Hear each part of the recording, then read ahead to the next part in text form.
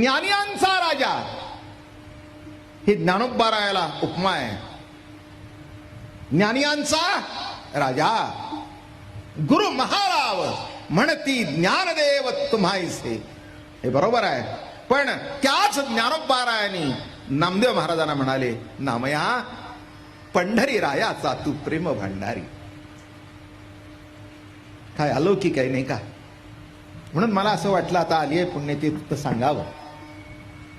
नाम जर कळलं नाही तर वारकरी संप्रदाय कळला नाही.